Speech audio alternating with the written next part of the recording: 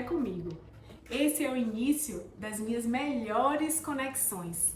E no episódio de hoje, eu percebi que ao longo desses 18 anos de odontologia, muitos pacientes chegam com dor física, uma dor na mandíbula, uma dor na articulação, inflamações na gengiva, mas não necessariamente é algo relacionado ao seu físico.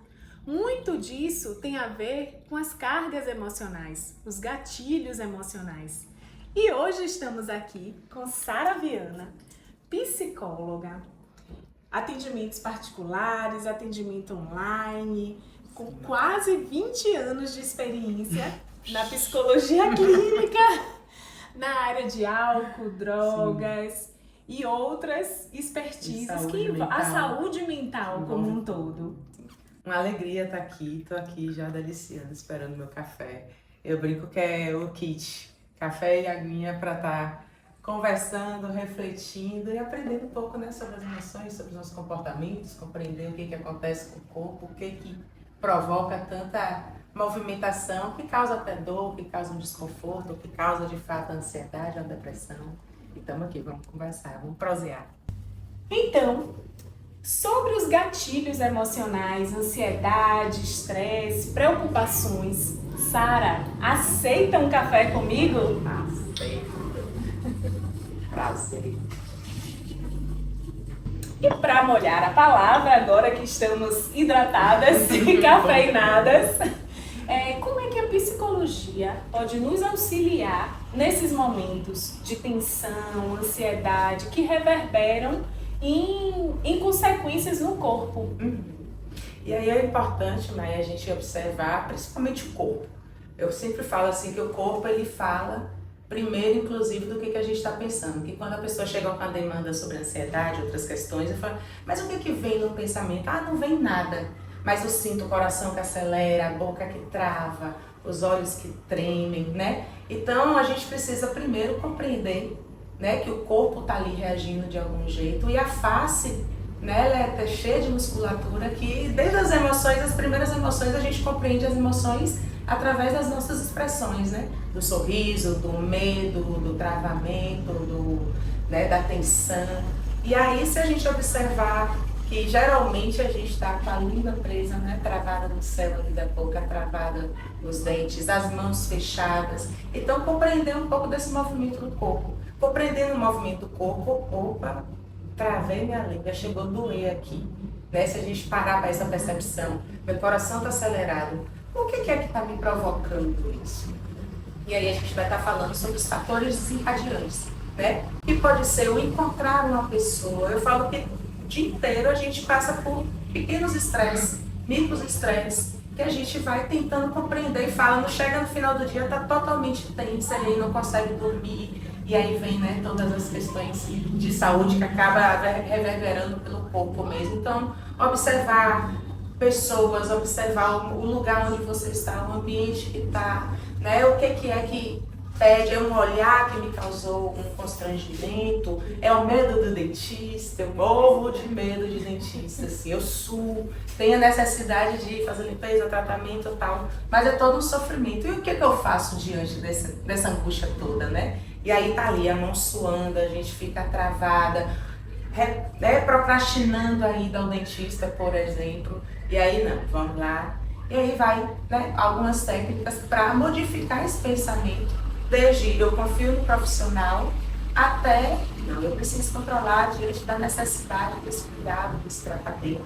E aí a gente vai manejando melhor esses pensamentos, né, que repercute nas emoções e que vai no comportamento, não necessariamente nessa ordem, mas é para observar todo esse movimento. É interessante, e olhe como essas dicas, né, e direcionamentos de como desarmar esses gatilhos, né, esse encontro. Então, você vê como eu sempre tenho uma frase que eu gosto, não só eu, mas muitos colegas da odontologia também, de falar de que corpo e boca não se separam nunca. E é isso, né? E por que será que todo esse estresse e ansiedade se reverbera em algo na face? Né? Muita gente tem essa dúvida, né? De, poxa, mas por que a minha preocupação, a minha ansiedade está trazendo essas consequências, né? Essas dores na face, né? Você tem alguma linha de raciocínio, alguma sugestão sobre isso? Tem as questões neuroquímicas lá que, né, eu não saberia explicar direitinho assim como é que funciona isso, mas observar como é que as nossas emoções são expressas de fato, né? Se a gente pensar num bebê, que a gente reconhece o bebê através das emoções ali quando ele está com fome, quando ele está chorando, quando ele está com cólica, quando ele está com sono, e a gente consegue compreender isso, a gente consegue compreender que a face, ombro e pescoço, que é onde dói mais, principalmente nas crises de ansiedade, né? Quando a gente está ali perturbado, estressado com alguma coisa, geralmente vai, né, ombro, coluna, pescoço, que aí fica duro, é a hora que trava, né, esse apertamento dos dentes ali. Então, percebi isso, se eu tenho consciência corporal de que eu tô travada, né, logo no início aqui, que a gente fica naquela tensão da ansiedade e tal, aí eu percebo que meus dentes estão travados. E aí, o que eu faço? Eu tento mantê-los, né, na distância ali da mandíbula, eles separados para ele, né? E aí vou fazendo uma respiração aqui para manejar esse pensamento de que, ai, será que vai ser bom? Será que eu vou falar direito? Será que as pessoas vão gostar? Que tudo isso está muito voltado para a nossa aceitação, né? Para uma questão de julgamento. Então, quando o paciente chega, eu imagino, né, no consultório odontológico assim, e queixa as dores, você pode compreender que pode ter algo biológico ali, da musculatura, do corpo físico dele, mas conversando mais um pouquinho, vai falar sobre as demandas que estão altas, sobre as preocupações, sobre as não aceitações, né, ansiedade, depressão, e que repercute na saúde através desses pequenos sinais que a gente às vezes não percebe, né, que está no dia a dia ali. E no nosso primeiro episódio, se você ainda não assistiu, corre lá. Tivemos uma conversa, um bate-papo como esse, descontraído, com o Rodrigo, que é fisioterapeuta, osteopata. E o que eu observo? É muito fácil e tranquilo eu acolher um paciente com essas dores, seja a DTM, a disfunção temporomandibular, que pode ser a dor muscular ou dor articular, seja o bruxismo também, que são coisas distintas, né? São acometimentos distintos. É tranquilo falar, olha, você precisa ir no fisioterapeuta, ou você precisa ir ao otorrino, ou seria interessante avaliar com um neurologista. E esse é o objetivo do Aceita um Café Comigo, que a gente una todos esses profissionais, não só da área médica ou da fisioterapia, mas a psicologia como uma base para trazer esse alívio, né? Então, agora até uma pergunta minha, né, e acredito de muitos colegas que estão aí assistindo também e pacientes também, como é que a gente pode direcionar esse paciente a procurar uma terapia, ou se a gente identifica esses gatilhos, qual o direcionamento você daria assim para facilitar essa abordagem, né? Que falar de terapia é um pouco delicado, né? A gente ainda tem muito tabu sobre isso, né? Principalmente que eu não sou maluco, para que eu vou precisar de um psicólogo? Né? A gente tem muito essa cultura de que associa o psicólogo, o psiquiatra, o remédio psiquiátrico à loucura. Né? E se a gente precisa compreender que a importância da psicologia, da terapia, do autoconhecimento, da gestão das emoções, isso tudo vai interferir nas relações, em como a gente percebe o mundo, as pessoas, de como a gente reage a essas situações, e daí a gente consegue, né, ter uma qualidade de vida melhor, compreendendo quando eu fico com raiva, ao invés de eu quebrar tudo, ou abusar ali na comida, ou, né, me maltratar de alguma forma, eu vou aprender a regular isso aqui e transferir para outra energia, que seja uma caminhada, que seja uma conversa com um amigo. Eu falo que hoje a gente não conversa mais com as pessoas para falar sobre as nossas questões, né? E quando chega o psicólogo, é quando já está no caos, no auge da crise, né? Então, se a gente aprender a lidar com as nossas emoções, e a lidar como, a gente às vezes não sabe nem nomear. O que eu estou sentindo? Tenho medo de barata. É medo de barata? É medo, morro de medo de barata. O que a barata vai fazer? né? Aí a gente imagina a barata que vai comer a gente, de repente eu tenho nojo, eu tenho uma aversão ali, outras emoções. Então, conversar com o paciente, mostrar para ele que, ó, quando você tem esse apertamento, essas dores de cabeça constante, essa dor na face, uma noite mal dormida, né? Você indo para uma terapia, você vai aprender a entender o que me provoca, por que eu estou reagindo assim, e estratégias para modificar esse hábito, né, disfuncional que a gente acaba tendo mesmo assim, tanto no pensar quanto no comportamento. Ah, e você tocou no item assim fundamental, essa mudança de comportamento, né? O quanto o nosso comportamento, o quanto o nosso sono, os hábitos do sono realmente fazem muita diferença. E aqui falamos sobre respiração, né? Presença, né? Quando se está diante de um ponto gatilho, a presença sobre esse assunto, né? O autoconhecimento, a importância da atividade física, alimentação, não as relações. As relações.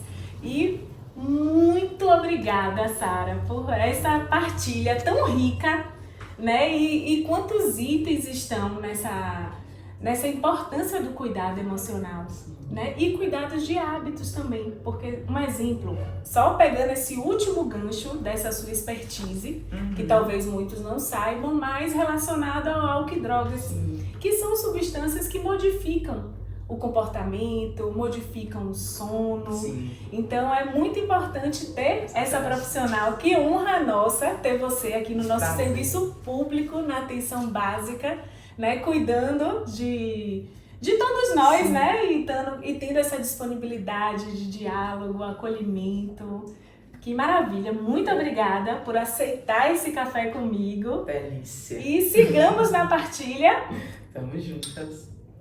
E você que ótimo. E você gostaria de deixar alguma mensagem, uma dica assim de ouro para aquele paciente que chegou no limite? Aquela pessoa, né? Porque todos nós estamos